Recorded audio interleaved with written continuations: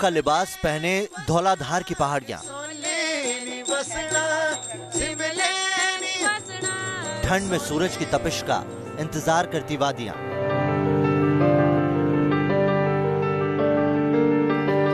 इन वादियों में नई ऊर्जा भरती मंदिरों और मठों से निकलती धूप।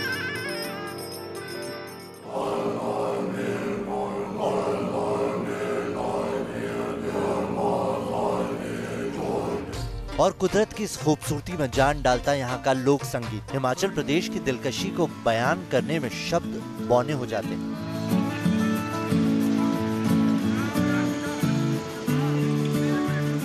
हिमालय की गोद में इत्मीनान से बैठा हिमाचल प्रदेश गर्मियों में सबको सुकून देता है, तो सर्दियों में यहाँ आसमान से गिरती बर्फ को देखने वालों का मेला लगता है।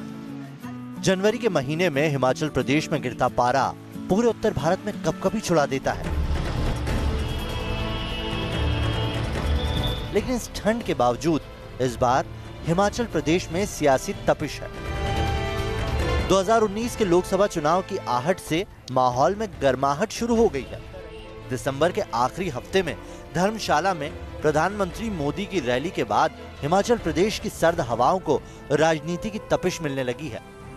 यहाँ की पाई पाई में से नया हिमाचल बनेगा, उज्जवल हिमाचल बनेगा, समृद्ध हिमाचल बनेगा, प्रगति की नई ऊंचाइयों को पार करने 27 दिसंबर को प्रधानमंत्री मोदी की धर्मशाला रैली के साथ ही लोकसभा चुनाव की राजनीतिक रणभेरी बच चुकी है।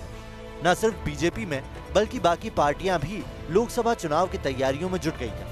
पूरे देश की तरह ही हिमाचल भी चुनावी मोड में आ गया है। 2019 लोकसभा चुनाव को लेकर हिमाचल का मूड क्या है, ये जानने न्यूज नेशन जनता के बीच पहुंचा। हमने शुरुआत की धर्मशाला से। इस समय हम धर्मशाला के कोतवाली चौक में मौजूद हैं और 2019 के लिए यहाँ पे चुनावों का माहौल जो है वो यहाँ पर बनना शुरू हो गया है। अब 2019 का रण बिल्कुल नजदीक है और लोगों ने भी अपना मन जो है वो यहाँ पर बनाना शुरू कर दिया है और लोग जो हैं अब वो अलग अलग मुद्दों को लेकर यहाँ पर चर्चा करना शुरू हो गए हैं। लोगों की राय सुनाने से पहले आपको बताते हैं हिमाचल प्रदेश का सियासी गणित। हिमाचल प्रदेश में 12 जिले हैं। दुर्गम पहाड़ी क्षेत्रों को अपर हिमाचल कहते हैं। पंजाब से लगे तराई क्षेत्रों को लोअर हिमाचल कहते हैं। इसी हिसाब से हिमाचल प्रदेश के लोकसभा क्षेत्र भी बटे हुए हैं। लोकसभा की हिमाचल प्रदेश में 4 सीटें हैं: शिमला, कांगड़ा, मंडी और हमीरपुर। शिमला और मंडी ऊपरी हिमाचल का हिस्सा माना जाता है, तो कांगड़ा और हमीरपुर तराई भाग की लोकसभा सीटें हैं। 2014 के लोकसभा चुनाव में बीजेपी ने हिमाचल की 4 सीटों पर जीत हासिल की थी। तो क्या बीजेपी 2014 वाला करतब 2019 में भी कर पाएगी या फिर कांग्रेस वापसी करेगी? क्या लोग नरेंद्र मोदी को अब भी उतना ही पसंद करते हैं या फिर राहुल गांधी की तरफ भी जनता का झुकाव हुआ है? इसके लिए हम हर सीट पर जाकर जनता का मूड जानेंगे। शुरुआत कांगड़ा लोकसभा क्षेत्र से। कांगड़ा सीट से अभी बीजेपी के दिग्गज नेता शांता कुमार सांसद हैं। शांता कुमार हिमाचल प्रदेश के मुख्यमंत्री भी रह चुके हैं। 2014 के लोकसभा चुनाव में कांगड़ा में बीजेपी के शांता कुमार ने कांग्रेस के चंदर कुमार को करीब 1.25 लाख वोटों से हराया था। शांता कुमार 1989, 1998 और 1999 के लोकसभा चुनाव में भी कांगड़ा से जीत चुके हैं।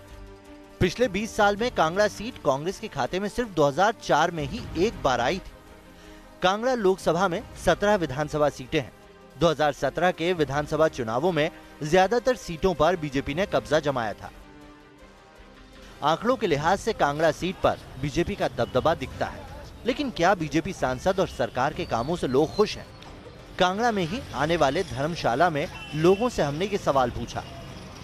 अगर सिर्फ इलेक्शंस की बात की जाए तो अभी तो नरेंद्र मोदी एक प्रोमिनेंट फेस हैं 2019 के लिए, बट अब जैसे उनका धर्मशाला में स्मार्ट सिटी मिशन था, उनका एक पेट प्रोजेक्ट है, हुआ नहीं अभी 4.5 साल हो गए हैं उनकी सरकार को, बट यहाँ पे अभी ग्राउंड पे क्या नरेंद्र मोदी का चेहरा अभी भी आपको लगता है कि नरेंद्र मोदी के चेहरे पे ही लोग वोट दे देंगे इस बार? ऑब्वियसली उन्हीं के चेहरे पे देंगे, क्योंकि बीजेपी ने पिछले 4.5 साल में कुछ सेंटर में ऐसा स्ट्रांग नहीं किया है जिससे कि ऐसा लगे कि पार्टी अपने आप को जितवा सकती है। दिस इज ओनली मोदी के मुद्दे क्या है लोकल? आपको लगता है शांता कुमार जी ने कुछ किया है? नहीं किया है। एक एयरपोर्ट था, उसका आज तक विस्तारीकरण नहीं हुआ।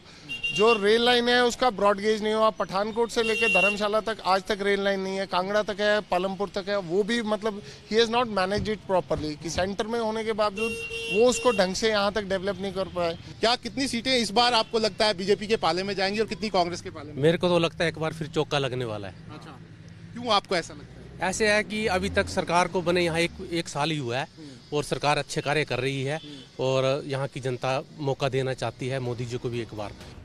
धर्मशाला के लिए केंद्रीय यूनिवर्सिटी का कैंपस बड़ा मुद्दा है। हिमाचल प्रदेश को साल 2009 में बड़ी सौगात मिली थी जब धर्मशाला में सेंट्रल यूनिवर्सिटी की मंजूरी मिली थी, लेकिन यूनिवर्सिटी बनने के 10 साल बाद भी लोगों की खुशी अधूरी ही है। इस सेंट्रल यूनिवर्सिटी का मुख्यालय तो धर्मशाला में बनाया गया है, लेकिन अभी तक बड़ा कैंपस नहीं बन पाया है। सेंट्रल यूनिवर्सिटी को पिछले 8 सालों से यहाँ पर जो स्थायी कैंपस मिलना था वो नहीं मिल पाया और ये जो कैंपस है ये 3 अलग अलग जगहों पर यहाँ पर चल रहा है। और जो हमीरपुर के यहाँ पर एमपी हैं अनुराग ठाकुर, वो चाहते हैं कि ये जो सेंट्रल यूनिवर्सिटी है वो उनके इलाके में ढेरा में शिफ्ट हो जाए और उसका एक छोटा सा कैंपस वहाँ पर भी चल रहा है। साथ ही यहाँ पर एक शाहपुर इलाका पड़ता है, वहाँ पर भी इसका आधा कैंपस अस्थायी रूप में यहाँ पर चल रहा है और लोग जो हैं वो इसको लेकर यहाँ पर काफी नाराज हैं। जब 2014 में यहाँ पर नरेंद्र मोदी आए थे तो उन्होंने कहा था कि ये जो स्थायी कैंपस है वो यहाँ पर धर्मशाला में बनाया जाएगा। अगर धर्मशाला में सेंट्रल यूनिवर्सिटी खुल गई तो चारों की चारों सीटें धर्मशाला में भारतीय जनता पार्टी जीत जाएगी। नहीं खुली फिर तो हम डाउटफुल में इसमें रहेंगे। धर्मशाला का सियासी पारा हमने बीजेपी और कांग्रेस नेताओं की जुबानी भी मापने की कोशिश की। शांता जी सांसद बने थे, उन्होंने एक भी कार्य नहीं करवाया। इवन कि उन्होंने सीमेंट फैक्ट्री की जो नींव रखी थी चंबा में वो आज तक उसका काम तक नहीं हुआ है। और काफ़ी मेन मुद्दे हैं जहाँ पे रेलवे का है, रेलवे के मुद्दा लेके वो चुनाव लड़े थे, सीमेंट फैक्ट्री को लेके चुनाव लड़े थे, बेरोजगारी को लेके चुनाव लड़े थे, बट उन्होंने फेल की भी बात हुई जी। इंटरनेशनल एयरपोर्ट यहाँ से सीएम साहब मंडी लेके जा रहे हैं तो फिर भी यहाँ पे के जो लोग हैं वो काफ़ी क्रोध है उनमें। पहले केंद्र सरकार की तरफ से 21,000 करोड़ रुपया हिमाचल को मिलता था और आज वही 72,000 करोड़ के आसपास है, तो वो विकास में ही लग रहा है, वो कहीं दाएं बाएं नहीं लग रहा है। और हिमाचल के जो इशू हैं, अब आप देखिए जितने हमारे राष्ट्रीय मार्ग हैं हिमाचल में अब सबसे ज्यादा बन रहे हैं। धर्मशाला अंग्रेजों के दौर से ही अहम जगह रही है। साल 1849 में अंग्रेजों ने अपनी फौज के लिए छावनी से बनाया था। वहीं धर्मशाला के पास ही मैक्लोडगंज में अंग्रेज अफसर छुट्टियां मनाने के लिए रहा करते थे। उस मैक्लोडगंज की अब नई पहचान है। अब यहाँ तिब्बत से आए शरणार्थी रहते हैं। धर्मशाला में जो मैक्लोडगंज है ये इस लोकसभा क्षेत्र को एक अलग पहचान देता है। दरअसल ये जो यहाँ पर मैक्लोडगंज है, यहाँ पर तिब्बतियंस रेफ्यूजी जो है वो बड़ी तादाद में रहते हैं और 1960 में जब दलाई लामा जो हैं वो तिब्बत से निकले थे तो उन्होंने यहीं आकर यहाँ पर रहना शुरू किया था और एक ऐतिहासिक महत्व जो है वो इस जगह का यहाँ पर है। और ये जो लोकसभा क्षेत्र है वो कहीं ना कहीं यहाँ पर यहाँ पे जो तिब्बतीज रहते हैं उनके वजह से यहाँ पर जाना जाता है। तिब्बती शरणार्थियों की वजह से मैक्लोडगंज को लिटिल लहासा भी कहा जाता है। लहासा तिब्बत की राजधानी है। साल 1950 के दशक में चीनी सेना ने तिब्बत पर जबरन कब्जा कर अपना दखल बढ़ा दिया था। चीनी सेना ने तिब्बती धर्मगुरु दलाई लामा को बंदी बनाने की साजिश रची, जिसको पहले ही भांपकर दलाई लामा मार्च 1959 में बतौर शरणार्थी भारत आ गए थे। दलाई लामा के साथ हजारों की तादाद में तिब्बती लोग भारत में शरण लेने आए थे। ज्यादातर तिब्बती शरणार्थियों ने मैक्लोडगंज को अपना नया ठिकाना बनाया। दलाई लामा का मठ भी यहीं बना हुआ है। सालों से शरणार्थियों की तरह रह रहे तिब्बतियों को साल 2014 में पहली बार वोट डालने का हक दिया गया। अब एक बार फिर पीएम मोदी को दोबारा पीएम बनाने या फिर राहुल गांधी को मौका देने में इन तिब्बतियों की अहम भूमिका होगी। न्यूज नेशन ने इसका जायजा लिया। मैम मुझे ये बताइए कि 2019 का चुनाव सामने आ रहा है। पहले तो जो हलचल हो रही है चाहे वो नरेंद्र मोदी की तरफ से हो रही है या राहुल गांधी की तरफ से हो रही है, क्या नजर बना के रखी हुई है आप लोगों ने? देखो जी, जो भी नरेंद्र मोदी आए या राहुल गांधी आए, जो भी आए देश को तरकीब देना चाहिए। जो भी है लोगों के लिए फायदा होना चाहिए। ऐसा ना हो कि लोगों को परेशान हो। जो इंडियन को राइट देता है वही अगर हम वोटिंग करता है तो हमें भी वही वो राइट चाहिए, है ना, देना मिलना चाहिए। नहीं मैक्लोडगंज में रहने वाले ज्यादातर तिब्बती समुदाय के लोग कारोबार करते हैं। या तो इनकी दुकानें हैं या फिर हाथ से बनाई चीजों को ये पर्यटकों को बेचते हैं। इसीलिए जीएसटी जैसे मुद्दों से प्रभावित रहे हैं। बिजनेस करने में तो थोड़ा बीजेपी में थोड़ा दिक्कत आ जाता है। हम टैक्स ज़्यादा भरने देते हैं क्योंकि हम तो रिफ्यूजर है ना, इसलिए हमारे को कांग्रेस भी अच्छा लगता है, बीजेपी भी अच्छा लगता है। दोनों सरकार हमारी तरफ से और तिब्बतियन गवर्नमेंट को दोनों मेहरबानी है, बहुत अच्छा है। फिर भी मेरे को ये सोचना है कि जो मोदी जी अभी कर रहे हैं, तो मोदी जो अभी कर रहे हैं, मेरे ख्याल में इसको एक बार चांस और मिलना चाहिए। तिब्बती समुदाय के अलावा मैक्लोडगंज में हिमाचली वोटरों की भी बड़ी तादाद है। हमने उन लोगों के मुद्दे समझने और उनकी राय जानने की कोशिश की। उन्होंने पहले वादे किए थे कि जो गग्गल एयरपोर्ट का एयरपोर्ट बनने लगा हुआ था वो उसको बोला मंडी में ले गए हैं, तो यहाँ के जो ट्रांसपोर्टर हैं, छोटे हैं बड़े हैं, तो जो बिजनेस आता था वो बिजनेस जीरो हो जाएगा। कांगड़ा लोकसभा क्षेत्र में लोगों की मिलीजुली राय है।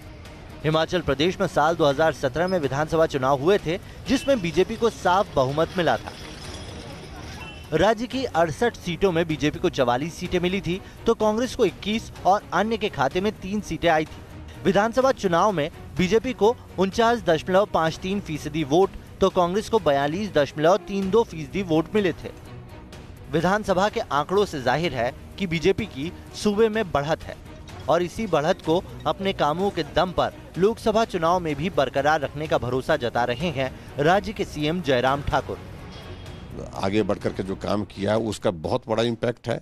करप्शन को रोकने में हम सफल रहे हैं, तो इसलिए बहुत सारी तमाम चीजें हैं जिन चीजों का असर है। और सबसे बड़ी बात, मोदी जी की ईमानदार छवि, ये एक बहुत बड़ी पूंजी है। क्या आपको लगता है कि नरेंद्र मोदी एक बार फिर देश के प्रधानमंत्री बनेंगे और आपको लगता है कि वही प्यार उनको पूरे देश से मिलेगा?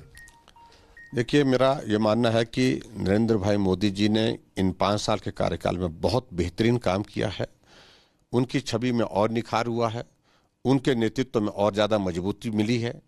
और देश जब प्रधानमंत्री के चेहरे को तलाशेगा तो स्वाभाविक रूप से नज़र एक जगह टिकती है, वो चेहरा है नरेंद्र भाई मोदी जी का। हालांकि सूबे के पूर्व सीएम वीरभद्र सिंह बीजेपी की जीत का रथ अब थमने का अनुमान लगा रहे हैं। जहाँ तक हिमाचल का प्रश्न है, मैं लगभग सभी जिलों में घूमता रहता हूँ। यहाँ पर मूड बदला हुआ है। अब की बार वोट जो है वो मोदी जी के नहीं बल्कि मोदी जी के खिलाफ पड़ेंगे। सीएम जयराम ठाकुर या वीरभद्र का दावा कितना सही है, इसका फैसला जनता करेगी। और जनता का मूड जानने के लिए हम मंडी लोकसभा क्षेत्र पहुंचे, जहां बीजेपी और कांग्रेस के बीच साल 2014 में कड़ी टक्कर हुई थी। इस समय हम मंडी शहर के बीचों बीच घंटा घर के पास यहाँ पर मौजूद हैं और यही वो जगह है जो हिमाचल में राजनीति की दिशा और दशा जो है उसको यहाँ पर तय करती है। और यहीं से कई कद्दावर नेता जो हैं वो हिमाचल की राजनीति के शिखर तक यहाँ पर पहुँचे हैं। अगर हम बात कर लें जयराम ठाकुर की, जो इस समय मुख्यमंत्री हैं हिमाचल प्रदेश के, इसके अलावा पंडित सुखराम और भी कई बड़े नेता हैं जो यहीं से चुन के जाते हैं और यहीं से राजनीतिक का बिसाख जो है वो पूरे हिमाचल प्रदेश की यहाँ पर बिछाई जाती है। हिमाचल प्रदेश के नक्शे में देखने पर साफ जाहिर है कि मंडी लोकसभा क्षेत्र सूबे का सबसे बड़ा लोकसभा क्षेत्र है। हिमाचल प्रदेश के सबसे ज्यादा ऊंचाई वाले पहाड़ी इलाके इसी लोकसभा क्षेत्र में आते हैं। इस सीट का एक हिस्सा लद्दाख से लगता है तो तिब्बत से भी इसकी सीमा सटी हुई है। बात अगर सियासी समीकरणों की करें तो मंडी लोकसभा क्षेत्र में विधानसभा की 17 सीटें हैं। मंडी में कांग्रेस की पकड़ मजबूत मानी जाती है। साल 2014 के लोकसभा चुनाव में पूर्व सीएम वीरभद्र सिंह की पत्नी प्रतिभा सिंह को हराकर बीजेपी के राम स्वरूप शर्मा ने यहां से बाजी मारी थी। इससे पहले बीजेपी यहां से साल 1989, 1998 और 1999 के लोकसभा चुनावों में ही जीती थी। पुराने आंकड़े बीजेपी के पक्ष में नहीं है, लेकिन विधानसभा चुनाव के बाद बीजेपी ने मंडी में अपनी पकड़ और मजबूत करने की कोशिश की है। सूबे के मौजूदा मुख्यमंत्री जयराम ठाकुर मंडी से ही आते हैं, लेकिन क्या इसका फायदा बीजेपी को मिलेगा? हमने लोगों का मूड जानने की कोशिश की। हम मानते हैं कि मोदी जी एक ऐसी शख्सियत है जिनके लिए विपक्ष सारा इकट्ठा हो गया है, तो कुछ तो बात है। आप मानते हैं कि महागठबंधन कोई बन सकता है और नया विकल्प? नहीं, मैं मान रहा हूँ कि महागठबंधन कभी भी कामयाब होने वाला नहीं है। देश का हित है, वो सिर्फ एक सशक्त जो दावेदार है हमारे नरेंद्र मोदी जी, वही इस देश की लीड कर सकते हैं। लोगों की राय बटी हुई है, किसका पलड़ा भारी है ये तो चुनाव नजदीक आने पर ही मालूम चलेगा। लेकिन मंडी के कुछ मुद्दे हैं जो 2019 के चुनाव में लोगों की राय तामीर करेंगे। उनमें से एक है द्रंग की नमक खान। हिमाचल प्रदेश के द्रंग में चट्टानी नमक की देश में एकमात्र खान है। साल 2011 में यहाँ से नमक का उत्पादन रोक दिया गया था और खान बंद हो गई थी। लेकिन 2014 के चुनाव में बीजेपी ने खान को फिर से शुरू कराने का वादा किया था। सांसद राम स्वरूप शर्मा ने खान में काम तो शुरू किया है, लेकिन अभी भी लोगों को नमक नहीं मिला। द्रंग नमक जो है वो कहीं ना कहीं यहाँ पर एक बड़ा मुद्दा लोगों के लिए यहाँ पर है, क्योंकि लोगों का ये कहना है कि ये जो द्रंग का नमक है वो यहाँ पर जो लोकल्स हैं, जो द्रंग नमक के कारोबार से जुड़े हुए हैं, उनको यहाँ पर ये नमक जो है वो दिया जाना चाहिए। लेकिन यहाँ पर जो हिंदुस्तान सॉल्ट है वो इस नमक को यहाँ पर निकालता है और एक पूरे ऑफिशियल तरीके से ये जो नमक है वो आगे आगे भेजा जाता है। लेकिन काफ़ी सालों से ये एक बड़ा मुद्दा जो है वो यहाँ पर बना हुआ है और जो यहाँ के सांसद है राम स्वरूप, उनसे लोगों को ये आशा थी कि जब ये नमक निकलेगा तो सारा का सारा नमक जो है वो यहाँ के लोगों को यहाँ पर दिया जाएगा और इस पे जो काम है वो यहाँ के सांसद यहाँ पे करेंगे। 22 जनवरी 2018 को भी अनाउंस किया था कि 200 क्विंटल पर डे हम देंगे, लेकिन लोगों को इस नमक की इतनी ज़रूरत है कि सब लोग नाराज हैं। एक तरफ विपक्षी पार्टियां नमक खान के मामले में बीजेपी सांसद पर वादा खिलाफी का आरोप लगा रही हैं, तो माइनिंग से जुड़े लोगों के मुताबिक खान में लगातार काम चल रहा है और जल्द ही नमक का प्रोडक्शन शुरू होगा। एक्चुअली क्या है, थोड़ा सब्र रखना पड़ता है। सिंस इज अंडरग्राउंड माइन तो we can take any risk. Factory में रिस्क ले लेंगे, जान माल का नुकसान होगा जो हम नहीं चाहते हो। काम चल रहा है, बहुत अच्छे ढंग से चल रहा है, स्लो पेस से चल रहा है, बट इट्स अ काम जो अच्छा चल रहा है। सांसद राम स्वरूप शर्मा अपने वादों को अमली जामा पहनाकर सत्ता में वापसी की राह बना रहे हैं। दूसरी तरफ पहली बार मंडी के नेता को सीएम बनाना भी बीजेपी के हक में जा सकता है। अब से पहले तक बीजेपी के सीएम कांगड़ा या हमीरपुर लोकसभा क्षेत्र से ही रहे हैं। पहली बार अपर हिमाचल प्रदेश का सीएम बनाकर बीजेपी कांग्रेस के गढ़ में अपना दावा और मजबूत करने की रणनीति रच रही है। मंडी और कांगड़ा में पिछले लोकसभा चुनाव और विधानसभा चुनाव में बीजेपी कांग्रेस से कहीं आगे रही है। अब देखना होगा कि क्या बीजेपी अपनी बढ़त बरकरार रख पाएगी। लोकसभा चुनाव पर हमारी इस खास सीरीज के अगले एपिसोड में आपको हिमाचल प्रदेश की हमीरपुर और शिमला सीट का हाल दिखाएंगे आपको कि हिमाचल की जनता की राय में राहुल गांधी बेहतर हैं या नरेंद्र मोदी। वीडियो जर्नलिस्ट एजाज अहमद के साथ शाहनवाज खान, न्यूज नेशन।